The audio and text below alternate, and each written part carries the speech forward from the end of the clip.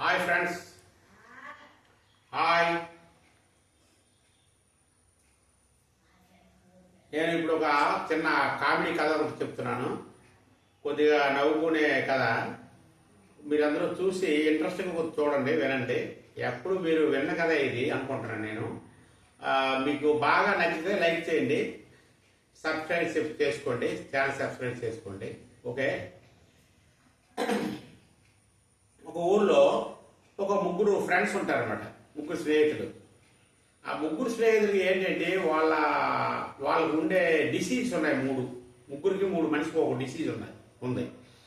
ఆ మనిషికి ఒక జబ్బు ఏంటంటే ఒక ఆయనకి ఈ ముక్కుల నుండి చీపుడు కారుతూనే ఉంటుంది. అది ఎప్పుడు అది గ్యాప్ అంటూ ఉండదు, కారుతూనే ఉండదు. ఎప్పుడు తుడుచుకోవాలి, అది ఎప్పుడు ఇలా తుడుచుకుంటుండాలి, అలా తుడుచుకోవడమే తప్ప మరి గ్యాప్ ఉండదు చేతులకి.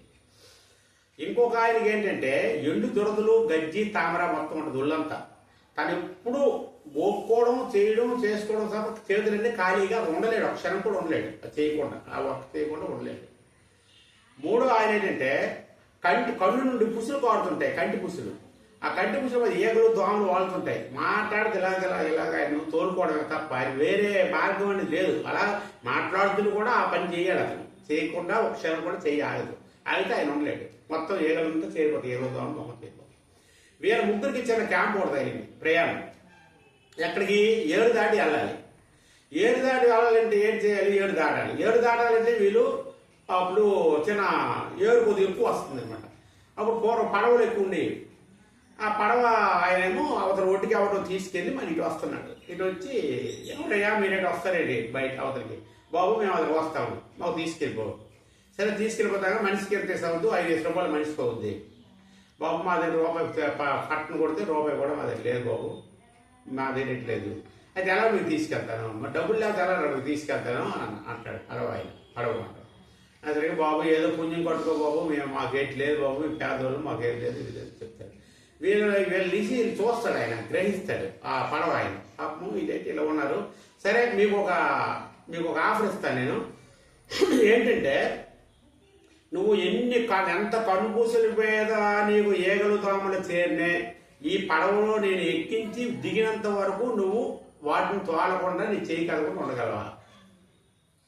నువ్వు ఎంత దురదలేసినా, ఎంత తీసేసినా గోక కంటే నువ్వు ఉండాలి. నీకు ఎంత చీముడు కారుతుండే నువ్వు చూడకుండా నువ్వు ఉండగలవు. నువ్వు ఎంతసేపు మీరు ఉండగలరా లేదా? ఉండగలరు అంటే పడవ ఎక్కండి, మీకు దించుతాను. అసలు మీరు నా పడవలో ఉన్నని చెప్పి ఈ పని ఎవరూ చేయకూడదు, ఎవరు మాట వాళ్ళు ఉండాలి. లేదు మధ్యలో అలాగే అని చెప్పి మధ్యలో గారు మీరు ఇదేమేమి ప్రయత్నాలు చేశారంటే అక్కడ మీ ఏట్లు తోచేస్తాను నేను అని ఆయన చెప్తాడు. మీకు ఇలాగైతే డబ్బులు లేకుండా తీసుకెళ్తాను. మరి ఏడ్ చేద్దామా? ముగ్గురు రాలేదు. ఏడ్ చేద్దాం, మరి తప్పదు, బరాయిద్దాం. మరి ఏడ్ చేద్దాం. ఏంటి నా పడవదారు 5 నిమిషాలు టైం పడుతుంది. ఈ 5 నిమిషాలు 10 నిమిషాలు ఎలాగోలా మనం బరాయిద్దాం, వారుద్దాం, ఏడ్ చేస్తామని. సరే బాబు అలాగే బాబు అని పడవ ఎక్కిపోయిన తర్వాత సగం దూరం ఇంచుమించు సగం దగ్గర 1/4 ఒక పావు వెళ్ళిపోతుంది పడవ వెళ్ళిపోయేసరికి మంచి వరద పోతుంది. ఏం లేదు, పడవ వెళ్తుంది. పడవ వెళ్తుండేసరికి వీడు ఉండలేకపోతున్నాడు. ఎవడు? ఈ దురదలు వేస్తున్నాయి కదా, ఈ దురద గోకంటే మరి పళ్ళు పట్ట కొరుక్కుంటాడట. నేను గురుగునట్టు కొరుక్కొని దురద అంటే ఎవరికి మనకు మీరు ఒకసారి ఆలోచించండి. ఏమాత్రం దురద వేస్తే మనం జస్ట్ ఇలాగ అనుకోలేము. వాడు మొత్తం ఒళ్ళంతా గోక్కోవడమే అలా. ఇది ఏడ్ చేయాలి ఆలోచన తప్పట్లేదట. మొత్తం ఆలోచిస్తున్నాడు, ఎలాగా ఈడి దొరకకూడదు, ఈ పడవాయిని తెలిసి పేపర్ దోచేస్తాడు ఏట్లో. ఏడ్చేయడు తక్కువని ఒక ఆలోచన ఆయనకు వచ్చింది. ఈ ఇద్దరికి ఫ్రెండ్స్కి ఏడ్ చెప్పాడు, రే నేను మా ఊర్లో ఒక పెద్ద చెరువు ఉందరా, ఆ చెరువుకి అయితే ఊచి పట్టుకుని వెళ్ళాను చేపలు పట్టడానికి కోసం. వల పట్టడానికి వెళ్ళాను, పట్టుకొని ఇద్దరు వెళ్ళాము. వెళ్ళేసరికి చేపలు అయితే మరి చెప్పగలరా బాబు, కొరమేళ్ళు అయితే ఇదిగోరా ఇలా ఇంత నా తోడ అనిపిస్తున్నాయి, ఇదిగో ఈ తోడ అనిపిస్తుంది. మెట్టలైతే బురద మెట్టలైతే ఎంత నా పెక్క అనిపిస్తున్నాయి, ఇదిగో ఈ పెక్క అనిపిస్తుంది. ఇవి ఉన్నాయి. ఎవరంటే బొడిగులు ఉన్నాయే, నా దండలు ఉంటాయి, ఇలా ఉంటాయి, చేసే దండలు ఇలా ఉంటాయి. ఎలా చెప్తున్నాడు ఎక్స్ప్రెషన్. ఈ పడవాయికి ఏదో చెప్తున్నాడు ఊరు విశేషం అనుకుంటున్నాడు. వాడు వీడి దూరం తీర్చుకున్నాడు కొంతవరకు. కొంత పోయింది. పోసేకి అమ్మ వీళ్ళ ఇద్దరు తెలిసిపోయింది. ఆహా ఈడు దురద ఏమైనా తీర్చుకున్నారా బాబు, నువ్వు అని లోపల ఉంచుకొని డేట్ చేశాడు. ఈ చీవుడు కోరుతున్నాడు గేమ్ ప్లాన్ వచ్చింది. ఒరే నీవు చేపలు మంటం ఏంట్రా, మా ఊర్లో ముక్కోటి ఏకాదశి పెద్ద ఏకాదశి అయింది.